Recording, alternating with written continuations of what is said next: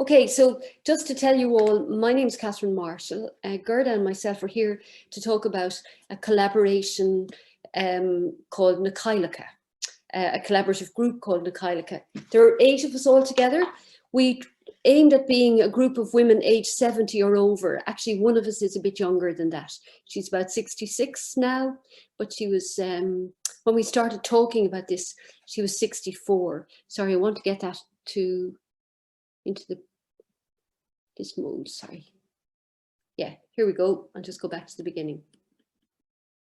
So we came together for the first time. The idea emerged in 2019, just before COVID, maybe the autumn before the whole thing blew up in our faces in 2020. A group of us, led by Patricia Hurl and Terry Rudin, who are based in Tipperary, and Helen Comerford, who is very much based in Kilkenny, and who are old friends. They had this idea that maybe it'd be nice to invite up to 8 women artists, all older women like themselves, to travel together to a residency in Cyprus and do a piece of work together, culminating in an exhibition in Cyprus.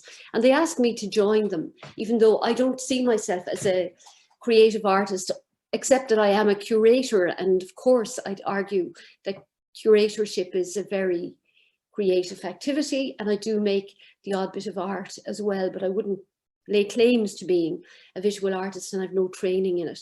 But anyway, we assembled a group that immediately attracted Gerda, and I won't go through the order in which we acquired people, but we met for the first time because COVID and lockdown had hit hard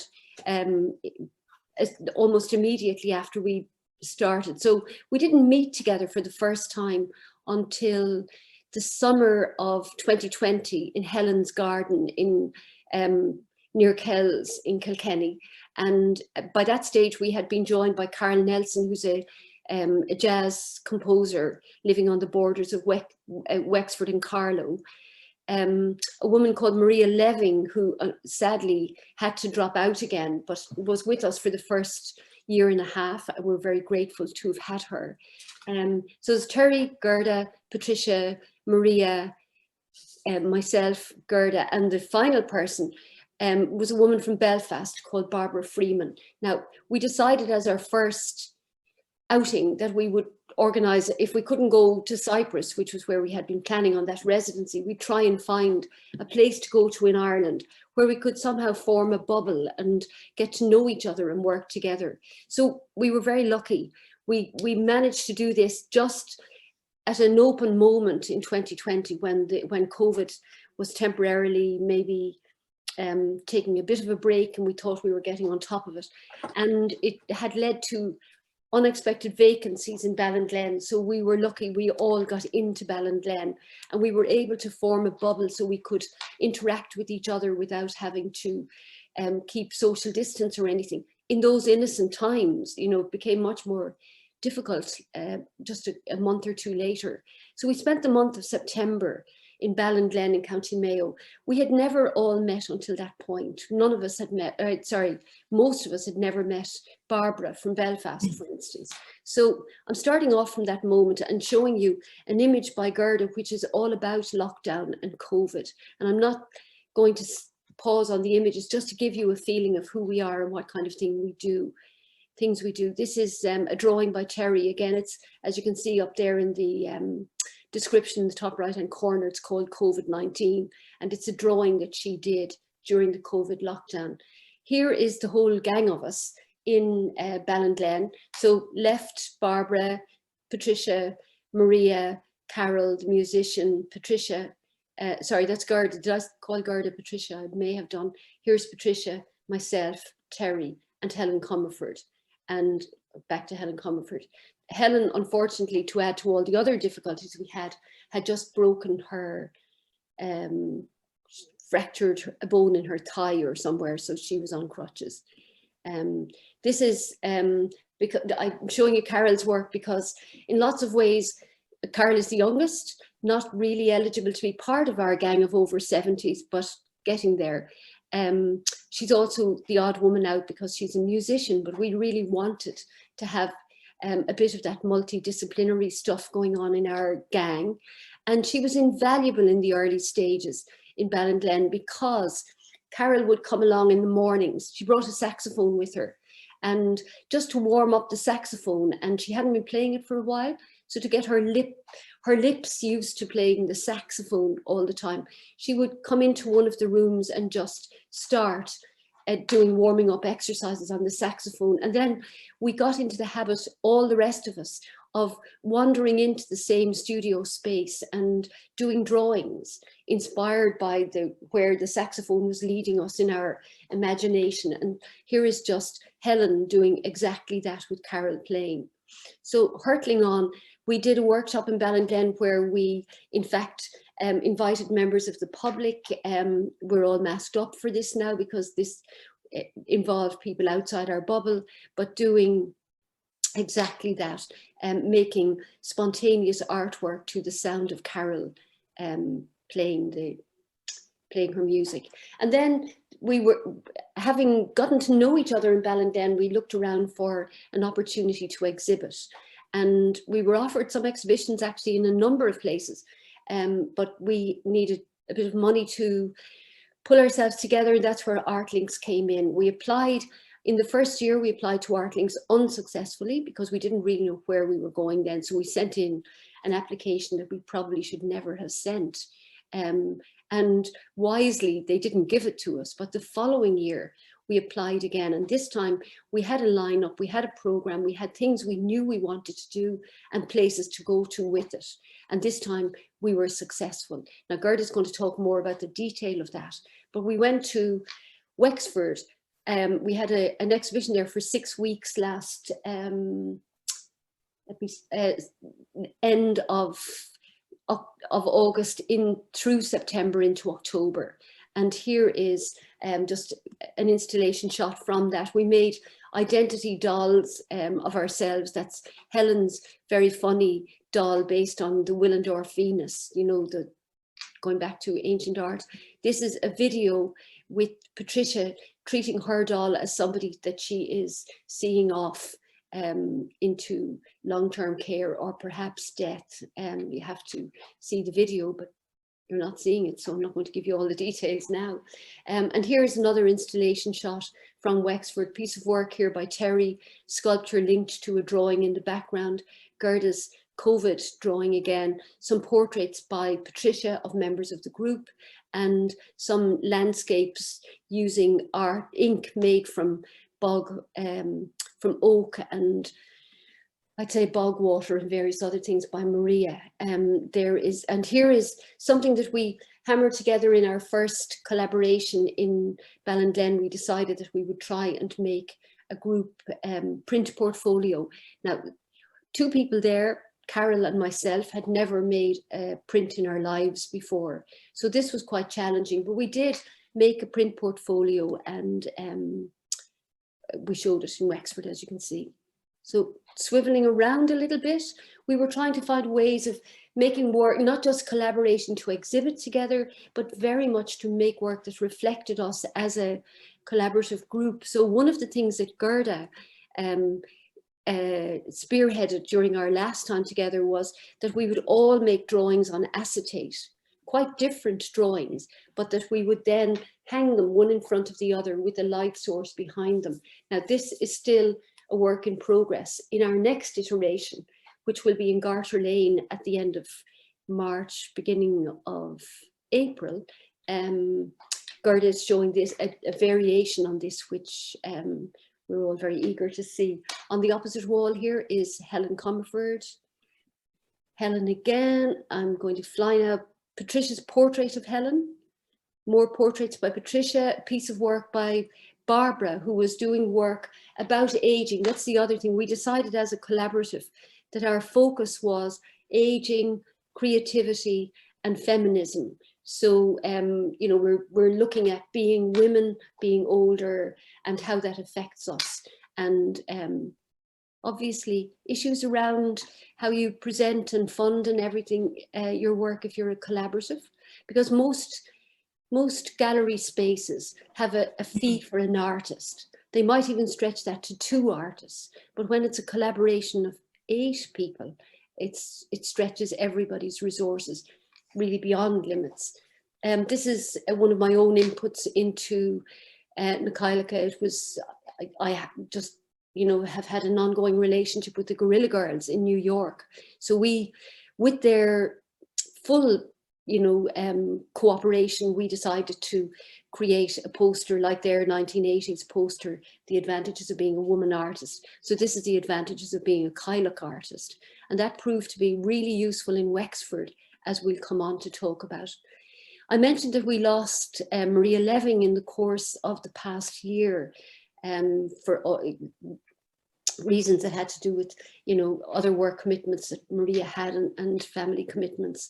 And we've been joined instead by Rachel Parry. This is a piece of work that Rachel showed in Kilkenny, actually, during the Kilkenny Arts Festival many years ago. So it's not a new piece made since she joined. She has only very recently joined us. And in fact, so far, because of COVID, and this is another problem for collaborative groups, if you're a collaborative group at a time of lockdown or, you know, restricted access to other people, most of the group have only met Rachel through Zoom meetings. They haven't met her literally in the flesh yet. We're looking forward to that. And of course, then one of the things that we did, because we don't see ourselves only as art makers and exhibitors, but very much as people who are putting out a message about aging and creativity. So we had a seminar in Ballina at the outset in 2020. And we had another one in Wexford last year, which was hosted by Olivia O'Leary, very successful symposium, but I don't have any, our panel discussion, I don't have any photographs from that. We also had one in Stack in Clonmel, where we, this is not Stack, where we invited people like Dr. Roseanne Kenny, who is a specialist in geriatric medicine in St. James's Hospital and Trinity College. And she talked about the importance of creativity as you age. And this is another panel discussion that we had this time with Frida Kahlo of the Guerrilla Girls in New York. So what you see is a little semicircle of very much witches with white hair, all showing very clear signs of aging, but making art as well. And here is another exhibition or image from the Wexford installation, this time with a very large drawing by Gerda. Obviously, a detail of this would give you much more information, but Gerda had begun this in Ballinglen when we first met. And in fact, spent the month we had in Ballinglen working on this from beginning to end. So she finished it there. This is my identity doll. And here's another view from Wexford showing a film that Barbara made about aging and aging skin and the landscape, along with some gouaches by Helen Comerford. And this is a piece of, and I'm finishing with this image, this is a piece of work done by pupils in Loreto College in Wexford, making work in response to the Guerrilla Girls poster. They sent the poster around to schools in Wexford, and a number of classes in 2 different schools did posters in response to it, where they really created manifestos for who they were as young women, or indeed in Waterford, I think it might be young teenage boys, but questioning themselves and where they see themselves and what they aspire to being. So that's just an introduction to us as a collaborative. And I'm going to hand over to Gerda now to talk about how we managed the money and what we did with it, and the workshops in Wexford, which Gerda was much more involved with than I was, because she lives in Wexford. Okay, Gerda? Thanks, Catherine. That's wonderful, wonderful. Thanks. And it's great to end with this image, actually. Oh yeah, that's the blue drawing. This is Gerda's blue drawing. That's the last one. Yeah. A detail of blue drawing. Thanks.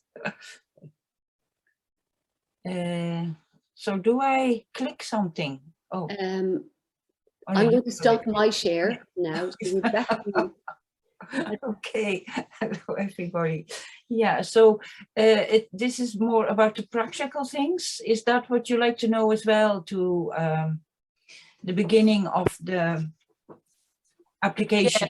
Absolutely, and how it was managed, I suppose, you know, because obviously the creative side is hugely important, but when making a funding application, how you schedule, highlight your milestones, and how you plan to budget, how you budget for your project is hugely important. For me, anyway, personally, when I'm assessing grants, the budget tells me, you know, a very clear story before I even read any text. So it's quite important. I often flick over the budget and kind of go, okay, I know where the money is going. I know what's happening. Anyway. Right. Thanks.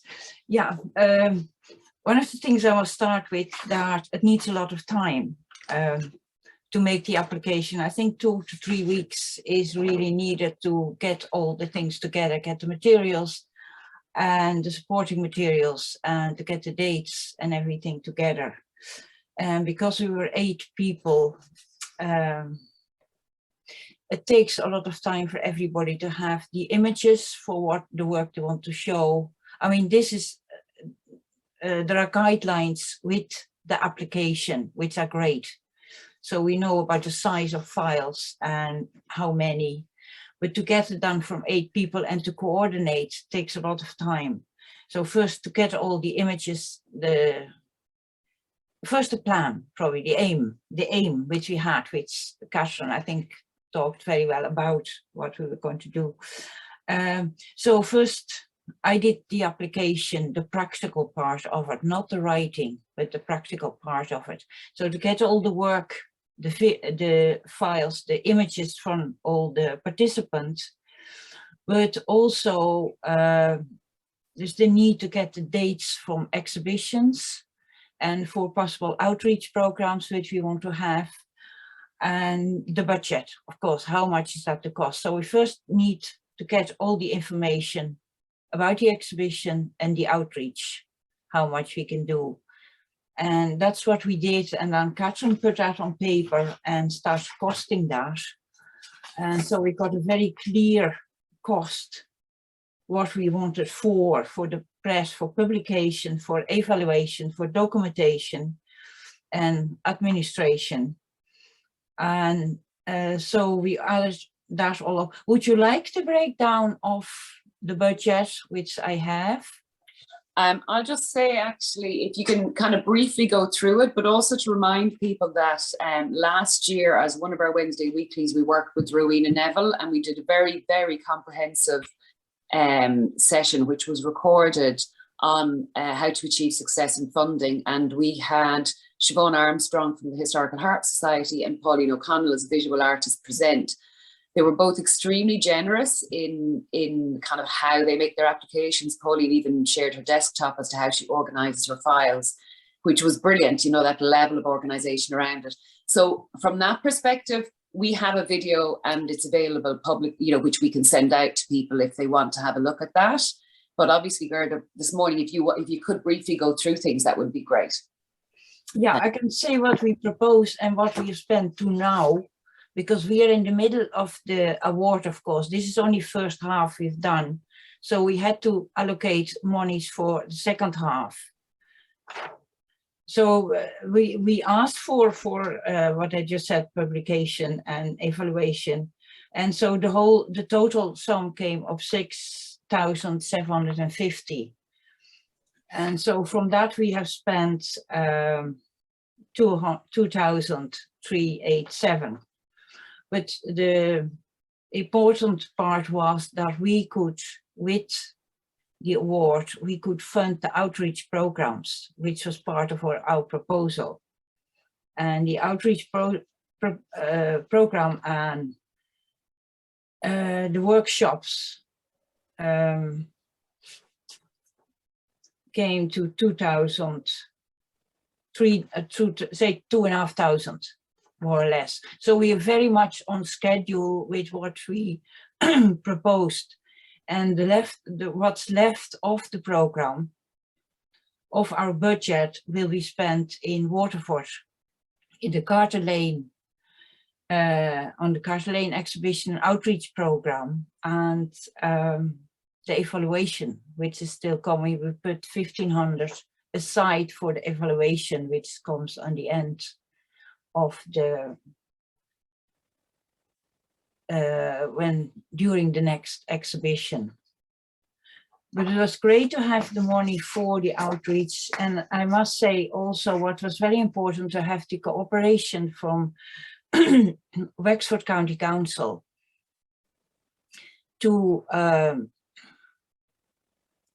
source the places where we could do the outreach programs, and our local artists who got involved in facilitating the outreach program. And we did, in Wexford, we had an outreach program on the secondary school, the transition year of secondary school. And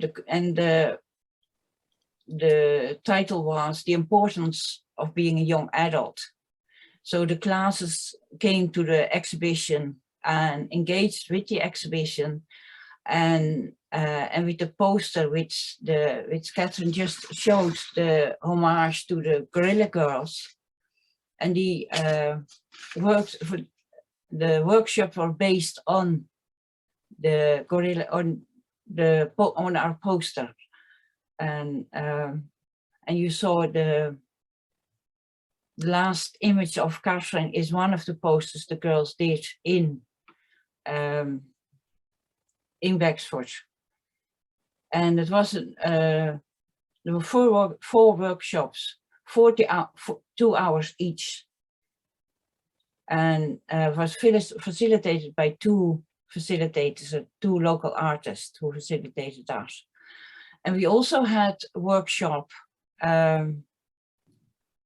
facilitated by a writer, and she did the workshop on folklore and personal identity, also connected with the exhibition. And now we have had a panel discussion with Olivia O'Leary in the Wexford Arts Centre, so which we also funded. So all those things we funded through the ArtLinks budget. So I don't know whether you want to know those details, the amount we spent on that. I don't think that's necessary, Gerda, but what would be useful would be a little bit around where you publicise the exhibitions and events, because obviously we have a captive audience here as well. So maybe, I don't know if it's yourself or Catherine that maybe could talk about, you know, how you're sharing the work that you're doing, and how, you know, the sort of the audience around what you're doing would be useful for people as well. Because obviously, when we fund projects, I think it's really important for peers to know what's happening so they can attend, because I also think other people's projects inspire new projects. And part of the session today is really to highlight the quality of both of your projects, both Mary and Claire's and Laura, who's not with us today, and also Nikailika. And I think that's become really obvious from what you've shown, but also to kind of, you know, a little bit around marketing and publicity. Gerda, maybe I'll say a few words about that at the beginning, if you like. When we did our exhibition in Clonmel, which was the first exhibition of Nikailika, we were very lucky in that they brought on board. Clonmel had very little money to do anything. They're a very, very tiny art centre, some of you may know it, but they decided that they would make our project a kind of spearhead project, and that they would put all their PR money for the year into that project, and if, you know, whatever spin-off came from it. So they hired a woman from Cork called Jean Carney, and she was amazing. We found ourselves on Morning Ireland, we were on Sean Rock's programme, we got a double page spread on the Sunday Independent magazine, we got into the Irish Times. She just got us everywhere. I mean, I can't believe that anybody managed to pull off all of that on whatever budget Tipperary had to give them. But I know that's not entirely relevant for you, but it started us off, I think. After that, we had our own blog, and the blog has been fairly actively used by people. And attached to the blog, we also have an Instagram page, which I'm ashamed to say I have never even opened, because I don't do Instagram, I don't do social media, don't know how to manage it, but everybody else does. And that's been very useful. And then we came to Waterford, and we worked through the Waterford Arts Centre's normal publicity channels all the way. But we did feel that it was really important. Wexford. Yeah. Or Wexford, sorry, Wexford, yeah. And we were going to do the same with Waterford. But in Wexford, yeah, we worked with all of the people that Catherine Bowe normally works with. And in addition to that, we had our panel discussion, which was fairly widely advertised through our social media, their social media, our blog and the local papers. And I think maybe because Olivia O'Leary's a fairly well-known name, people who wouldn't normally just come to see a bunch of elderly artists probably came also to hear Olivia O'Leary. But she too is an elderly journalist, you know, she's exactly the same age as the rest of us. So it was a good sync, and we're careful about that.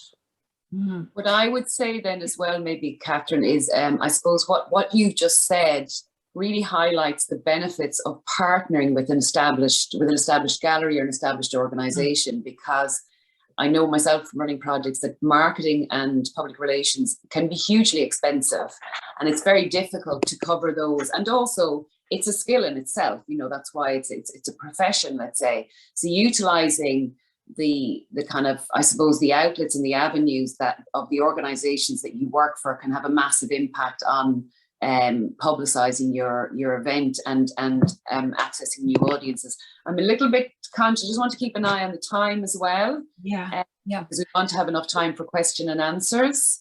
So if there's any kind of last thing, maybe Gerda, that you want to wrap up with, or Catherine?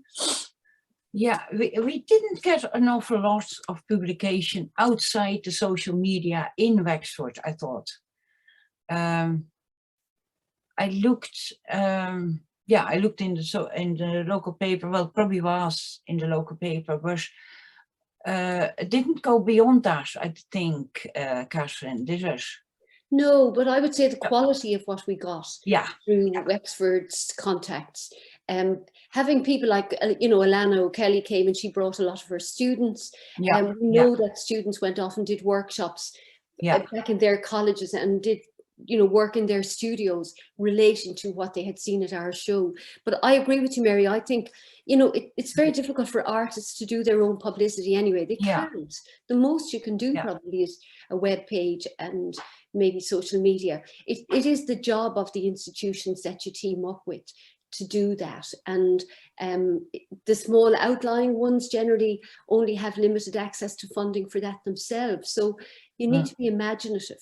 I think, you know, having panel discussions is actually very useful if you can do it. And the schools were brought in, of course. They engaged with the exhibition through, and Wexford County Council was, Wexford Arts Centre, particularly Catherine Bowe, was enormously supportive and helpful, and we communicated all the time at every stage, and she sourced the places where the workshops could take place, and she had the range of artists who could facilitate that, and that was very important.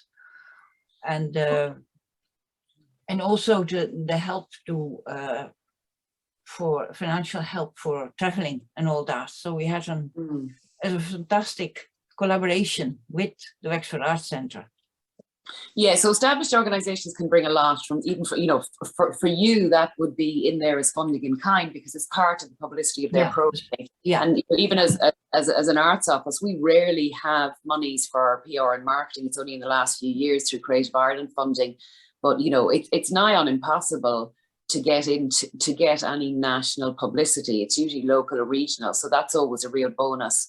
But I think we'll move on now to Mary and Claire, and we can come back to a lot of, you know, we can come back to some of this if people see it as relevant when we get to the Q&A. And Tamara has just put the Kailika website into the chat for everybody to make a note of that. So Claire and Mary, I'm not even going to get involved on switching spotlights and host. Can you speak and share screen, Claire, now? Sorry, Yeah, I think so. go How's it going, out? everyone? Can you all hear me? Yeah. Can you all hear me all right? We can. Yeah. Okay, great. Thanks so much. That was brilliant. It was so lovely to see all of that work. And I just want to respectfully say it's like lifetime ambitions for us. It's like really inspirational looking at Kailika. We've actually got kind of a witchy project too. So I'll just share my screen here. What we're going to do is I'm going to introduce our project. Oh God, I'm not going to edit some film. I'm going to introduce our project. It's called Materials Matter. I'm going to talk a little bit about how it began and a residency we went on at Cowhouse Studios in Wexford. And then Mary is going to take over and she's going to talk a little bit about the use of the materials that we produced in her teaching setting, and also some of the recipes that we developed. And then I'm going to just talk a little bit at the end about a summer school series that we did at Visual last summer in Carlow, and our website and a residency that we're about to be on. So I got a fright there, Mary, when you introduced us, because you said 2019, but it was 2020 into 2021 that we got our funding. So I was like, oh my God, it's 3 years ago. Weirdness the last couple of years, you know. Yeah.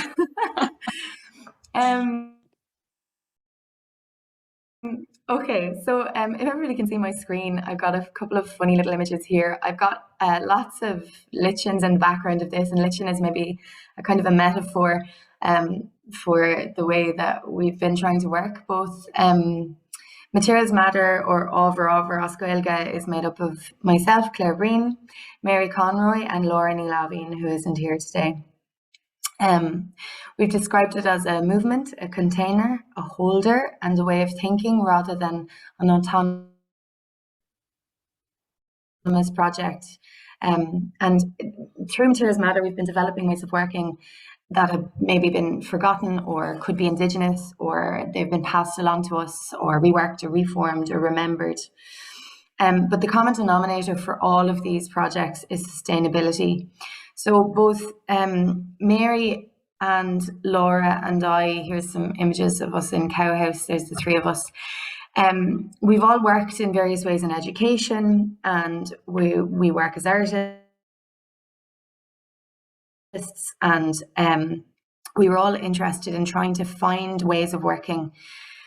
Basically, like, first of all, material practices that weren't completely reliant on plastic, but also maybe some more regenerative or sustainable materials that we could use. Now, this is like always just a kind of an exercise in trying your best, because there are a million problems that come up when, for instance, you go and dig up a whole lot of clay and process that wild clay. And it's not that we want everybody to be going out and digging up all of the clay that they can find to make their work. But it was a kind of a get together of the three of us to think about ways that we could bring and pool our ideas and then maybe share them publicly.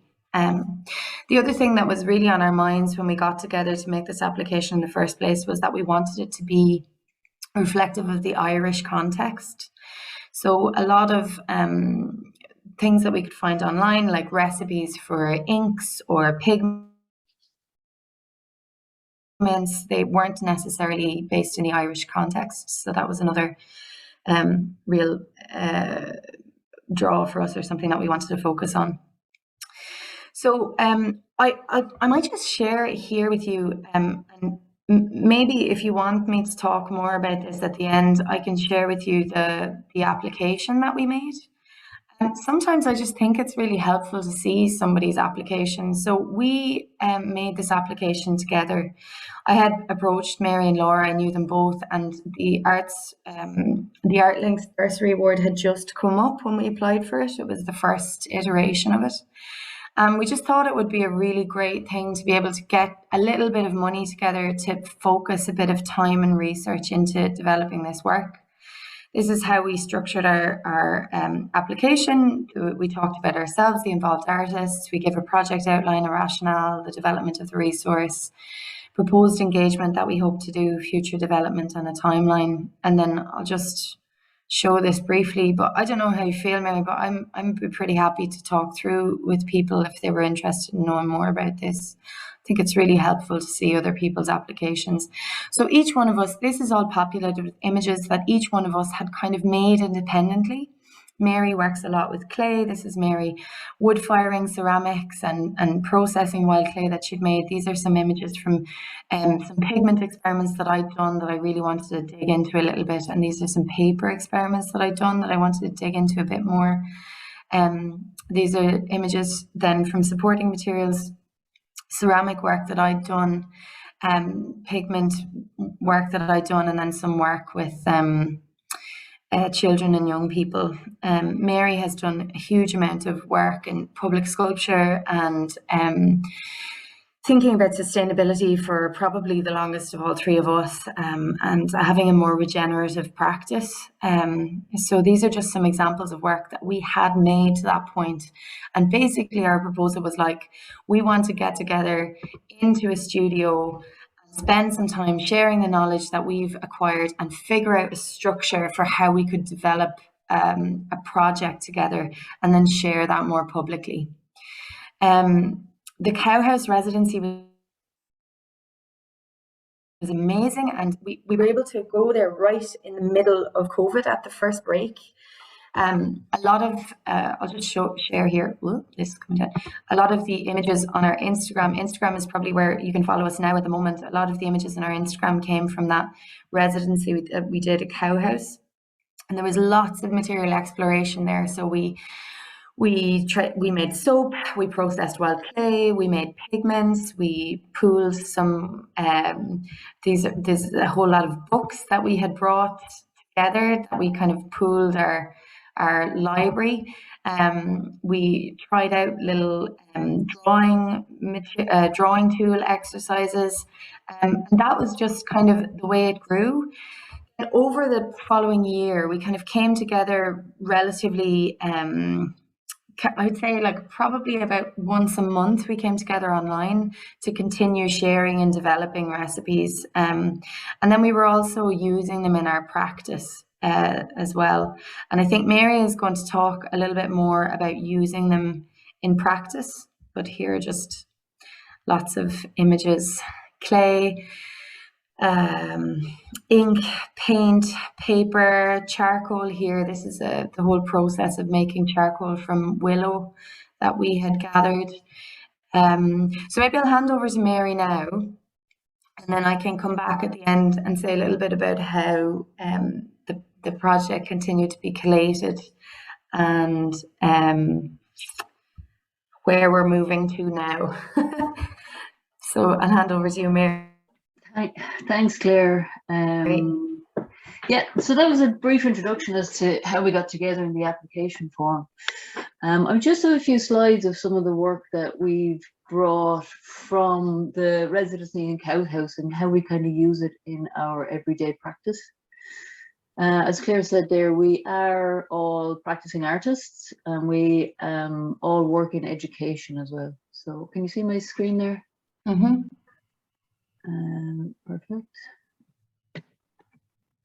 So I'm just going to show you a few things here about how some of these materials kind of have moved out of our collaboration and into other work.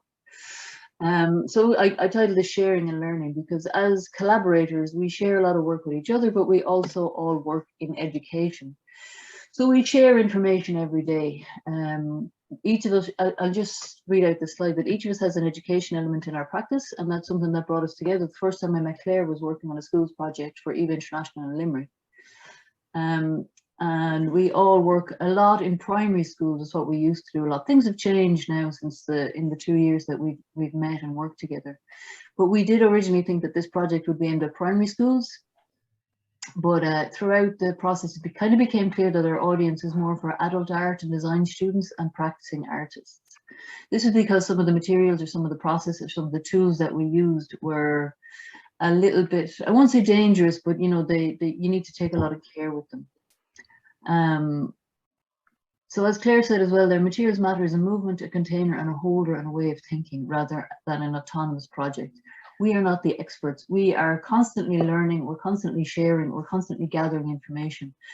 And through our Instagram and our social media, we've realized that there's a lot of people interested in this and working in similar ways. So Claire will talk to you a little bit more about the summer series and the people we've met along the way after this. But what was really interesting, I work in third level institution. I teach in Limerick School of Art and Design, and I work with first years. So last year, through COVID, we were all at home. So Materials Matter really kind of came into its own, and there was a lot of learning through that because all the supply chains were cut off. You know, people couldn't go to their studios, so there was a lot of working of what you have and people making their own materials. So this is some of the things that we do. This is some of the things, I do this as a workshop now. It started as a Materials Matter project, but I do this every year with my first years. And what we do is we make our own tools for drawing. And the idea with this is to get people out of the old habits. Like Claire was saying, it's trying to understand new ways of making art, new ways of using materials, new ways of understanding how we make art. And one of the basic things is drawing. So what we do is we make drawing tools. I go outside, we go for a walk, we get out to nature, we look at the different plants and flowers and trees, and we gather things to bring back to the studio that turn into drawing tools. So really simple ones here. We've got some recycled objects, really basic, tied together, very low tech, but can make really interesting marks. And it's to try and get you out of the habit of just picking up a pencil, picking up a piece of paper, and off you go. It's to kind of understand the process a bit more. Excuse me. And then of course there's the old school pointy sticks, you know. They can be really interesting tools, and you can really start to customize them when you start thinking about them. And then there's these kind of bundle tools here that are replacements for paintbrushes or alternatives to paintbrushes. And these are some drawings. One of the students got very into it. Last year she made all her own tools and spent the first semester using homemade tools to do these fantastic landscape drawings. Something else that is happening quite a lot, and there's a lot of interest in the moment, is plant dyes, plant inks, and using found objects as organic objects as colorings. So people are doing a lot of homemade dyeing. It seems to be all over the internet at the moment. There's a lot of social media pages using plant dyes. So this is some eco printing we did using leaves, onion skins, red onion skins, beetroot, mordants, iron, to create marks and fake colors on both paper and fabric. And one of the students I worked with, she's very interested in fashion, and there seems to be a growing awareness of fast fashion and the effort we need to make to slow down fashion, to slow down consumption, and try and find alternatives to the problematic, environmental, destructive ways of creating fabrics and fashion. So it was really interesting to see students who are going to go on and have careers in these industries to start to understand and take these ideas on board about Materials Matter and making your own materials and environmentally friendly production of stuff. As Claire said, I do ceramics. We didn't have access to ceramics or kilns, so I was trying to figure out how do we do things in 3D. So we went back to papier mâché, a really old technique, and it was really good fun to take this technique. I haven't used papier mâché since I was a child. It's something that we do in school, in primary school. But when you take that process and give it to third level students or creative people, it can take on a whole new life. So people started to, you know, make forms and cut them down and turn them into sculpture works and mix them with other techniques like printing and painting. And it starts to get really, really interesting how these traditional techniques that probably have been forgotten or probably are seen as naive or primitive can be brought into the 21st century with using materials that we have at home. Another thing that we got very into was papier mâché and paper pulp. Again, trying to find a substitute for clay because we didn't have access to it. There was no shops open. We got this really, really good paper pulp recipe online, and I have the recipe there, and it's actually a really good recipe. We made quite a lot of work out of this paper recipe, and it's very solid. You can use it to mold, you can use it to form, you can hand build with it, you can coil with it. It works in a very, very similar way to clay. And the great thing about this was working with students, we tried the recipe, came back, found out what worked, what didn't work. In the same way Materials Matter comes together and tries out recipes, and then we come back and feed into the collaboration and then make the recipe better for ourselves. So it was taking the Materials Matter processes and bringing them into an education situation and using that methodology of trying and testing, feeding back and tweaking the recipes. This next one here is working with clay. As I said before, I do a lot of work with clay, so it was taking these drawing tools that we made from the start and using them as clay modeling tools, which is quite nice to cross over into different disciplines, using different types of clay, using these homemade brushes. Again, these are based on a Korean style of brush that would have been quite common. It's very traditional, it's hundreds of years old, but to bring it into a new culture and a new context and see how we could use them here with our own found materials. This is part of the summer series. We did some workshops. I think Claire's going to talk about these a little bit more. We did some workshops in Visual Carlo. People came and were invited to come and make things with us. The same process. It was kind of expanding the collaboration from the three of us to a wider audience. So again, the same methodology. We come together, we make things, we talk about it, and we try and figure out how we can make things a bit better. This clay workshop was done last summer, and we used clay from County Laois. This dark clay here is from County Laois. This kind of mid-brown clay here is clay that somebody brought me back from Kenya. So it's a different color clay. We have this pale brown clay here, and that's from Wexford. And then we have the white clay, which is clay that Claire brought back from France. So we've got 4 different types of clay here from different countries, different histories, different materials, and they kind of come together to form new objects. And then this clay was fired outdoors. It was bonfire fired, which is again is an ancient technique, primitive technique, very low tech. You don't need a whole lot of equipment for this. This is the inside of a wheel, a ceramic pot, and then just some kindling. So the work that we made in the workshop, this is it as raw clay, was fired outdoors. So again, it's kind of something that anybody can do. It's not reinventing these techniques, but taking them into a new context and trying to understand them again. You know, this would have been quite common practice a couple of 100 years ago, but it's been forgotten. So what we're trying to do is figure out how we can use these now, and how we can use clay and the resources we have to hand to make our art. And I just have one last slide there. This is something that I've been working on a little bit lately, is working with these inks. We've all been making inks. Laura has done a lot of drawing with ink, with this particular copper ink. Copper ink is a lovely one. You get this gorgeous blue color, and it's just copper, salt, vinegar, and copper. I use copper pipe. I think Laura was using copper flex, like copper wire, just stripping back electrical flexes. And if you leave that sitting there for a couple of months, it gets this absolutely gorgeous, deep, deep blue color. But because I work with ceramics, I was in my studio the other day and I was doing some firing, and I dipped this little face. This is a face I'd made out of porcelain and recycled clay. I dipped it into the copper before I fired it. And I was delighted to find that it left these lovely green accents on my copper, on my fired work. So I think that's something that we can start exploring again. If I find some other ceramicists that are interested in working in this, is taking these materials and bringing them again into a different context. So taking them off the page, taking them out of drawing, and bringing them into another discipline, which is ceramics. So that's kind of where I'm at with these at the moment. And that's just a few examples of how Materials Matter has expanded to take our methodologies and processes into other educational settings. Claire's going to talk a little bit more about the workshops. Yeah, I'll jump back in really quickly there. But I think Mary covered a lot. I just wanted to say a little something about our website, which has not gone live yet. It's taking like a really long time, but what we hope to do, I'm just sharing this here because it's a part of the approach to practice, I suppose.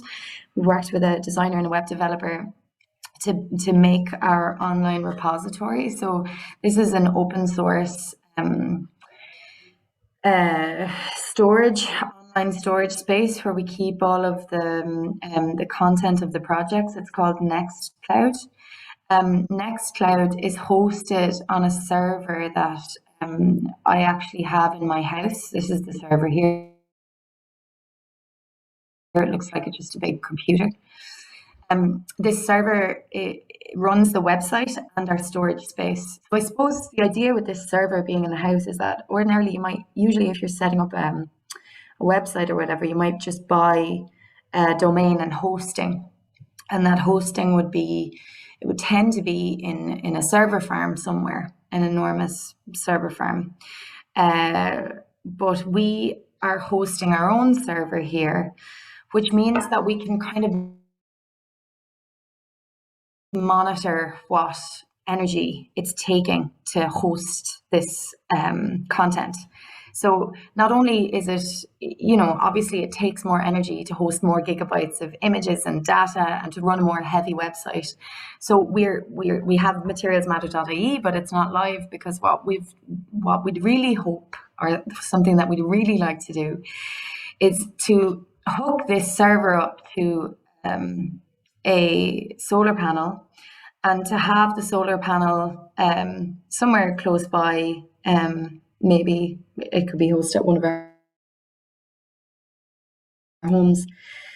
And so the website would be run from solar power, and the files would be stored from solar power alone. What that would mean is that if there wasn't enough sunshine in Carlow, that the website might be down, or it might be on a very low battery. But we're just thinking about ways that we could host that's also mindful of the impact of the data that we're gathering, I suppose. So yeah, it takes a little bit longer, everything, when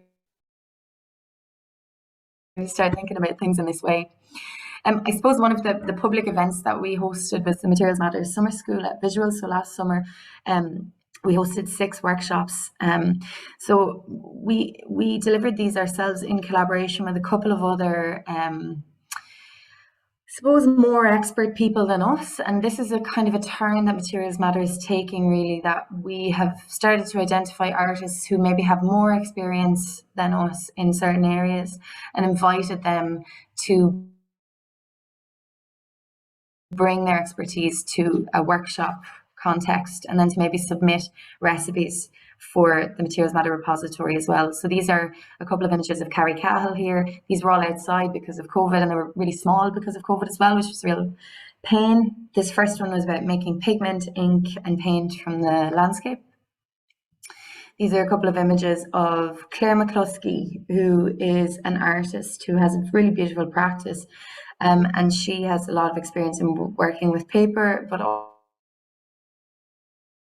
also like developing paper or working paper with really few resources. So this wasn't a very fancy, it's like get an old picture frame, stretch some tights over it, and you can make paper. So these are from Claire's workshop. Then we had clay processing and making, which Mary showed some images of. So Mary had dug some wild clay, showed how to process it. Then we had tried to do a workshop around clay firing as well, but health and safety, it's like these ancient processes over many years are like thwarted by health and safety. We weren't allowed to make a bonfire with everybody around, so Mary made the bonfire on her own and documented it. And the last workshop we did was called Receptacles and bringing ideas together. So it was a real kind of consolidating and looking into some theory, I suppose around like, we touched a little bit on, I don't know if anybody's familiar with Ursula Le Guin and the carrier bag theory of fiction. There's a theory, I'll just stop my sharing now, this theory that rather than the spear being the first real invention of man, this weapon that actually probably it's more likely that a bag was the first invention, because humans, hunter-gatherers, needed to gather things up and needed something to carry them in or to carry their baby in while they went from place to place. All of these ideas of the hero, violent hero, is kind of usurped by this idea that the carrier bag might be the actual beginning of human tool use. So we were inspired a little bit by Ursula Le Guin and the carrier bag theory of fiction, and thinking about like this receptacle or holding of these ideas and then sharing them and then making them public. And then hopefully we're about to go on our second residency. So there were supposed to be 2 residencies as part of this ArtLinks bursary. And we're finally going to Callum Workhouse Union in Kilkenny. When are we going, Mary? In 2 weeks? No, in April, first weekend of April. So we are going to get the website online, and that's yeah, the kind of culmination of our ArtLinks bursary, I suppose. But it because of COVID, it really did draw out a lot longer than we had hoped. I think that I think I was a bit sprawling there, but I can also, if there's things that would be interesting to go back to, in particular, I suppose, the budget and how we came together around developing the proposal. I'm really happy to talk some more about that, or if anybody has questions, I don't know. I'm going to jump in for a minute. So the first thing I'm going to say is that I'm taking the rest of the day off and going to my studio, and no, I will. Yeah, great. They were just so inspiring. So if participants don't mind, there's a couple of things I want to say. So from my perspective, just to give you, I suppose, my take on a lot of this, I mean, obviously the projects were funded because they're of such high quality, but I love these sessions because they're also my opportunity to get really in-depth information and knowledge about the breadth of work that you're undertaking, the quality of the work that's been undertaken.